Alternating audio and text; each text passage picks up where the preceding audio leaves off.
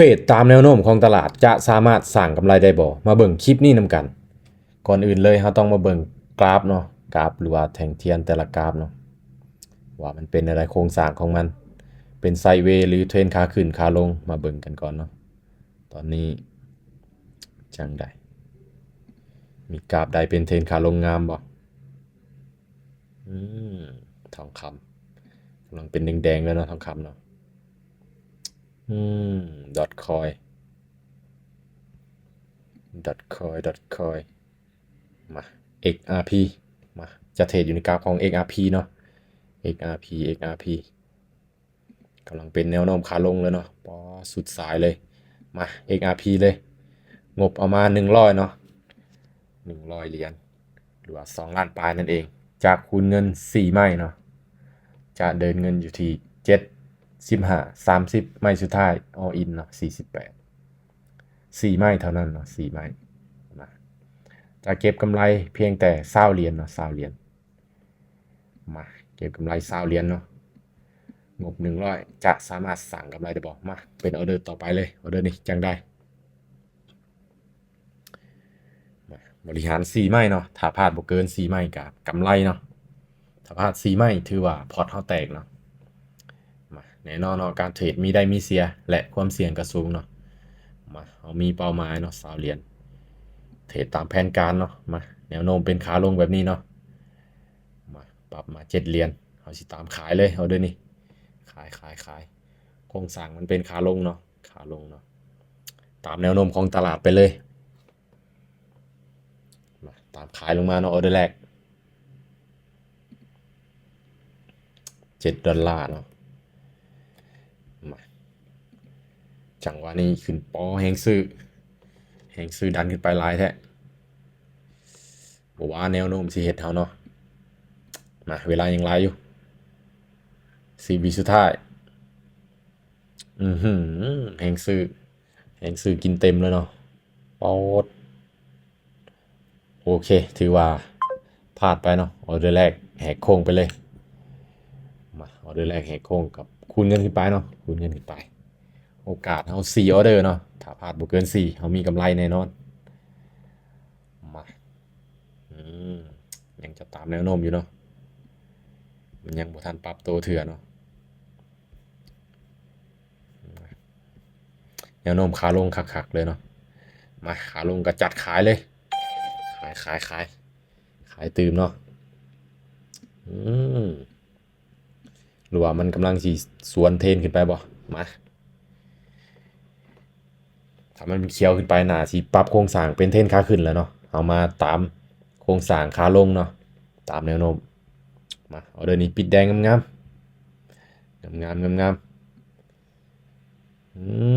นิ่งได้บ่โอ้เดี๋ยวนี้3 2 1โอเคกำไรมา7เหรียญแล้วมาไปกันต่อเนาะเป้าเฮาอยู่ที่$20เนาะ$20เป้าหมายเนาะแผนการเทรดก็เทรดตามแนวโน้มเนาะรอบนี้เฮาสร้างกำไรจากแนวโน้มของตลาดเนาะมายังปรับเป็นเทรนขาลงอยู่จัดขายเลยขายถ้าเป็นขาขึ้นเฮาจะซื้ออย่างเดียวเนาะมาขาลงแบบนี้เฮาขายเลยว่าจะสลับเขียวมาครับ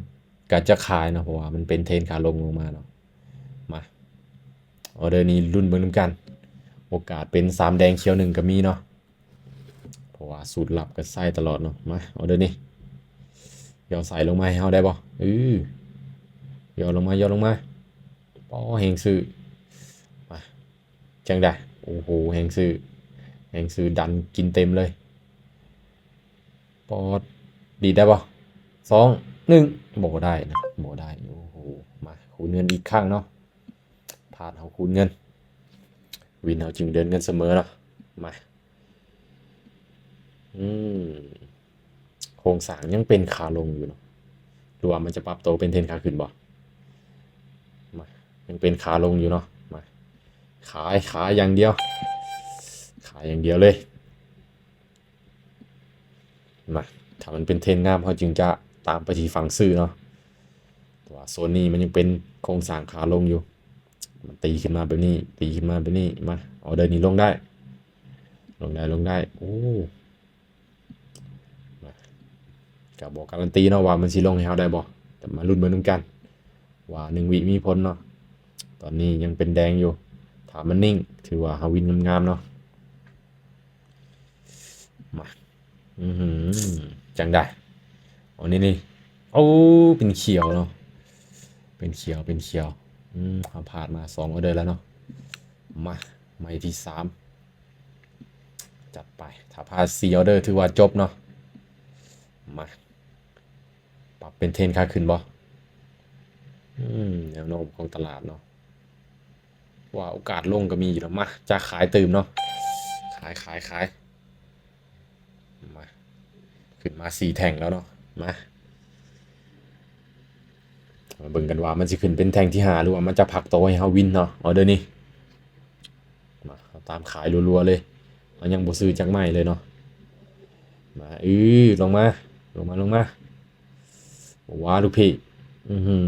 อถ้าขึ้นเป็นเขียวเนี่ยเฮาเป็นการสวนเทรนแล้วเนาะมาแดงออเดอร์นี้นะแดงจังได๋ก็แดงสี่สามสองหนึ่งเอื้ออื้อหือนับเลขบ่ออกแล้วเนาะกินเนาะ3ออเดอร์เนาะมาโอกาสสุดท้ายมา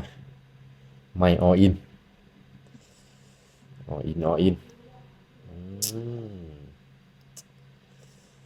โอเคมาบัดนี้เราเปลี่ยนจากขายมาซื้อเลยซื้อไม่สุดท้ายเนาะไม่สุดท้ายเราขายมาหลายไม้เนาะขายมาทุกไม้เลยไม้นี้จัดซื้อขึ้นไปมาโครงสร้างมันเริ่มเป็นเทรนขาขึ้นเนาะจัดซื้อขึ้นไปเลยปรับตัวตามแนวโน้มเนาะมาขึ้นได้เอาเดี๋ยวนี้มาจากไหนก็เคี้ยวเอาเดี๋ยวนี้นะเขียวลูกพี่เขียวว่าที่ปรับมาซื้อสีลงแดงบัดนี้สี่สามสองหนึ่งเสมอโอ้โหเสมอมาจัดไปเอาเดี๋ยวนี้มันเริ่มบ่งามแล้วเนาะเริ่มบ่งามละสีขึ้นกับบ่ขึ้นสีลงกับบ่ลงเนาะมาเป็นไซด์เวย์บ่มาอาจจะเปลี่ยนกราฟเนาะ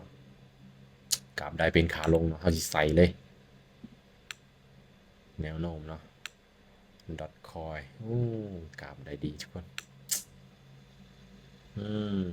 ค่อนข้างที่จะไซด์เวย์เนาะ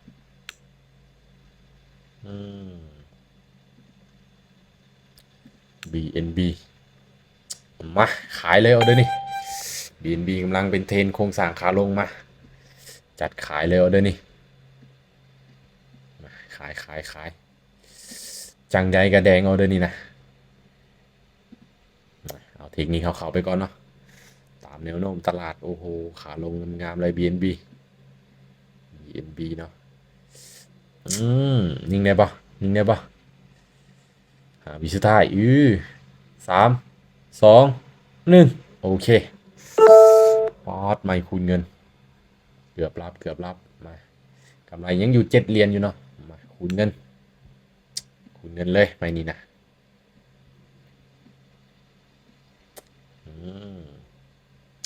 บอกคูณดีกว่าเนาะตามแผ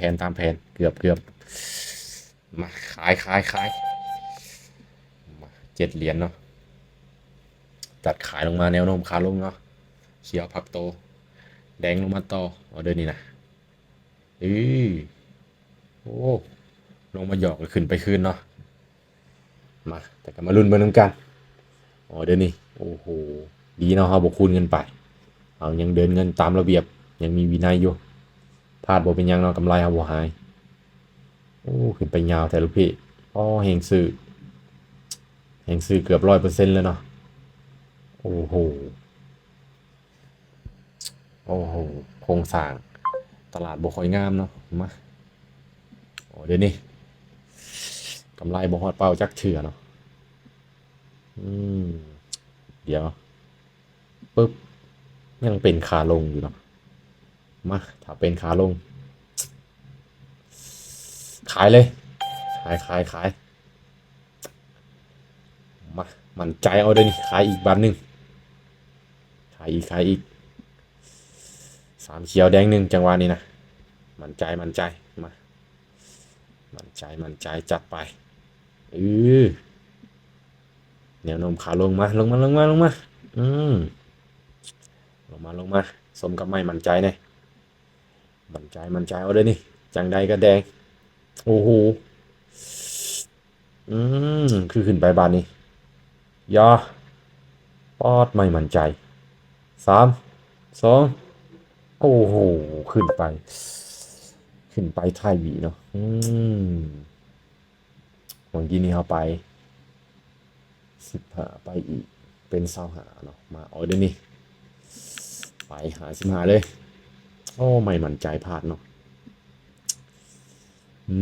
เอาเด้อนี่เอาเด้อนี่จังได้มาเป็นเทรนขาขึ้นจัดซื้อเลยแนวโน้มกำลังปรับตัวเป็นเทรนขาขึ้นเนาะตามแนวโน้มไปเลยมาตามแนวโน้มขึ้นไปเอาเด้อนี่จัดไปหา15เนาะมาจังใดก็วินเอาเด้อนี่นะถ้าวินก็โอกาสเฮาจังใดวินวินวินเอาเด้อนี่วินวินอืม5 วิสุดท้าย4 3 2 1โอเคกำไรขึ้นมา27.99เนาะเกือบ28เนาะโอ้โหเกินเป้ามา7.99เนาะโอ้โหกำไรงามๆเนาะเกือบรับแต่กลับมาได้อ๋อไปไม่มั่นใจเนาะไม่นี่มั่นใจไป2ออเดอร์เลยไม่นี่คูณเงินกำไรมาเกินเป้าเลยเนาะอ๋อเกือบเนาะเกือบงบ100เนาะเก็บกำไร20เหรียญเกือบบ่ได้เนาะมาดีแต่วินไม่คูณเงินเนาะเฮาเดินเงินตามระเบียบเนาะเกือบเฮาคูณเงินขึ้นไปไม่นั่นเนาะสั้นไม่นั่นเซ็ตเนาะมาแน่นอนเนาะการเทรดมีได้มีเสียเนาะและการลงทุนมีความเสี่ยงเนาะใครที่อยากลงทุนทางด้านนี้ควรศึกษาให้มันดีๆก่อนเนาะการบริหารทุนนี่ก็เป็นสิ่งสำคัญเนาะศึกษาให้มันดีๆมีความรู้กับมันแท้ๆจึงเข้ามาเนาะลงทุนทางด้านนี้สำหรับคลิปนี้ก็ตามเป้างามๆเนาะบ๊ายบาย